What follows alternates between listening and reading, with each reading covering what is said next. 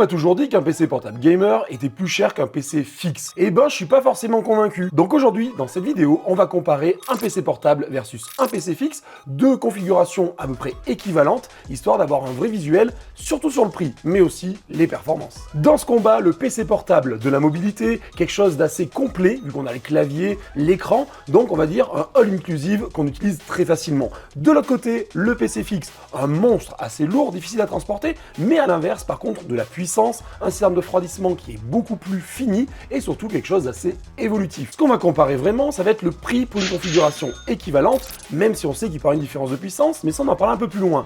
On va prendre tout d'abord un PC portable, on retrouvera le Lenovo Lock 15 IRX10, donc on est sur un PC qui aura un écran 15 pouces Full HD, 144 Hz de taux de refresh, Core i7 13150 HX à l'intérieur, donc un bon processeur pour du productif autant que du gaming, une RTX 5070 en 115 watts de TGP, donc un TGP qui est plutôt intéressant puisqu'on touche le plafond avec celle-ci, RAM 32 Go et 1 Teraoctet en stockage. Et du coup, qu'est-ce qu'on peut trouver en termes de tarifs? Donc j'ai été monter une configuration à peu près équivalente sur un site marchand qui n'est autre que PC Componentes, et dessus j'ai mis tout d'abord un écran, oui, un AOC en 27 pouces. Je pouvais pas mettre un 15 pouces en achat, c'est un peu dérisoire et ça serait un petit peu dommage. Donc là on est sur un 27 pouces Quad HD, 180 Hz de refresh, donc un petit peu plus haut que le 165 Hz du PC portable, mais malgré tout on se passe un peu dans la même chose. Dalle IPS, il sera G-Sync et il y aura des haut-parleurs. Bon voilà, pour un prix de 138 €. Pour ce qui est du processeur, j'ai été chercher le Core i7 13700F qui correspond à peu près au 13650 HF qu'on peut retrouver dans le PC portable.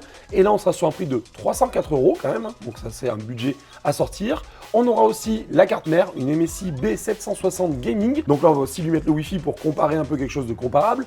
J'ai pris de la DDR5 qui pourrait être montée sur ce châssis, sur cette carte mère. Donc on sera pas mal pour une carte mère à peu près à 145 €. On aura après derrière, c'est là où la facture va commencer à monter un peu fortement, c'est avec la RAM. J'ai pris aussi la DDR5 en 32 Go en 2x16.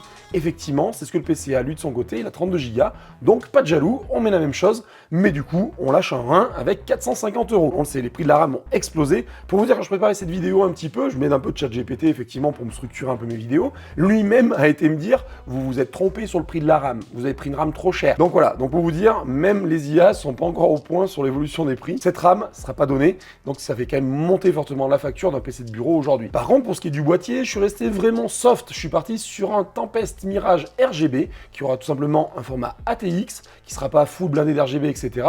Mais je voulais un boîtier pas trop cher, donc 54 €, ça reste très raisonnable. Pour ce qui est du stockage, du coup, je suis parti sur un Crucial P310, donc en 1 Teraoctet, 7100 Mbps, donc du PCIe Gen 4, donc voilà, quelque chose qui est assez puissant. Et comme l'embarque lui aussi le PC portable, donc comme ça on est ISO, là on est quand même à 180 € aussi pour un 1 Teraoctet. Oui, les prix ont augmenté, du coup ça se fait vite ressentir quand on commence à faire des configs. On retrouvera aussi un refroidissement à air, donc Be Quiet, parce que j'ai pas voulu mettre de water cooling, sinon le prix allait quand même vachement monter sur la config.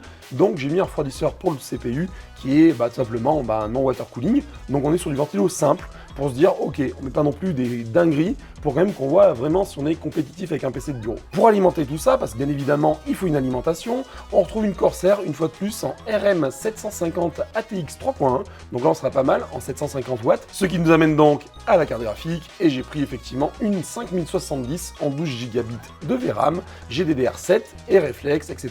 Toute la technologie Nvidia qui embarque, donc DLSS 4, donc sera bientôt au DLSS 5, en tout cas pour être compatible, donc 720 €. Oui, c'est pas donné, mais c'est le prix à mettre aujourd'hui pour une bonne carte graphique.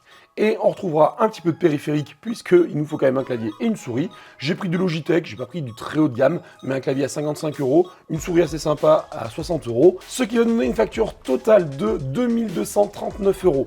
Et encore, j'ai pas été chercher une grosse config avec, on va dire, la customisation, des refroidissements plus poussés. J'ai pris quand même quelque chose d'assez standard.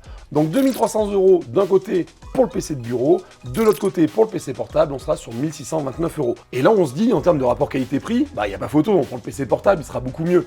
Et ben pas forcément, puisque un PC de bureau sera quand même plus puissant. Pourquoi il sera plus puissant? Parce que les cartes graphiques qu'on peut avoir à l'intérieur ne sont pas du tout les mêmes que celles des PC de bureau. Alors oui, on pourrait se dire, attends, j'ai mis une 5070 d'un côté et j'en ai une 5070 de l'autre. c'est les mêmes? Eh bien non. Déjà, quand on regarde la VRAM, c'est-à-dire tout ce qui va permettre d'afficher les textures, stocker, etc. sur la carte graphique, c'est hyper important de nos jours. Les jeux consomment facilement 8 Go aujourd'hui, par exemple. Donc si on prend une 5070 pour un PC de bureau, on sera dans l'ordre des 12 Go de VRAM pour une 5070. A l'inverse, sur un PC portable, on se retrouvera avec 8 Go de VRAM. Oui, on a la même désignation de carte graphique, mais pas forcément la même chose à l'intérieur. C'est pour ça que de son côté, Nvidia a demandé aux constructeurs de bien marquer que c'était des cartes graphiques pour laptop.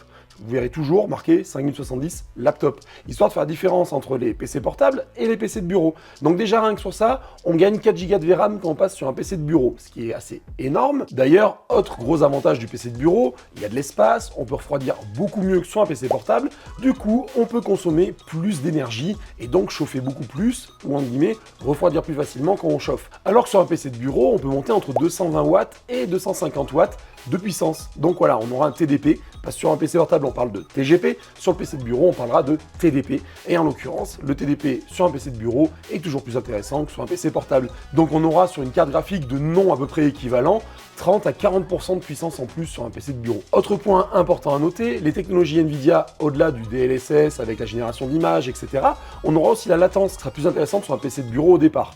Pourquoi? Parce que la carte graphique est branchée directement à l'écran et automatiquement, donc du coup on est vraiment sur une carte graphique qui traite et qui envoie à l'écran. Alors que sur un PC portable, on passe de la carte graphique au CPU et qui remonte à l'écran. Donc on a de la latence qui s'agrandit, mais aujourd'hui, Nvidia a développé quand même quelque chose d'intéressant, qui est l'Advanced Optimus, qui permet de switcher assez facilement entre le processeur et la carte graphique. Sur un PC portable, c'est un peu différent. Pour consommer moins, on essaie quand même de faire travailler le processeur en priorité et la carte graphique après, mais quand on joue aux jeux vidéo, pas le choix, il faut que la carte graphique tourne. Donc on est quand même sur une technologie un petit peu plus complexe sur un PC portable, donc important de ne pas prendre non plus du bas de gamme, si on n'a pas forcément ces technologies-là, et automatiquement, on aura une expérience en jeu qui sera pas dingue. Ce qui nous amène donc à la conclusion, est-ce qu'un PC portable gamer coûte vraiment plus cher qu'un PC de bureau? Eh bien non, les deux se valent globalement, parce que même si on va lâcher 40-50% de plus pour un PC de bureau, la seule grosse différence, c'est le matériel. On aura un matériel qui portera le même nom, mais d'un côté, on sera 30 à 40% au-dessus du PC portable, quoi qu'il en soit. Ce qui nous amène à dire qu'aujourd'hui, de toute façon, que ce soit un PC portable ou un PC de bureau, les deux seront chers. Après, ce sera plus en fonction de votre besoin. Si vous avez besoin de mobilité, vous bougez beaucoup pour le boulot et que vous avez envie de jouer un petit peu les soirées, etc., clairement, il faudra partir sur un PC portable, c'est plus pratique. Par contre, si vous êtes beaucoup à la maison et que vous bougez très peu, clairement, un bon PC de bureau, ça fera le taf. Allez, on est quasiment à la fin, mais dis-moi, toi, de ton côté, est-ce que tu es plus team PC de bureau, team PC portable, et pourquoi surtout? Et cette fois-ci, c'est la fin. En attendant la prochaine vidéo, prends soin de toi. Ah, ciao, bye bye.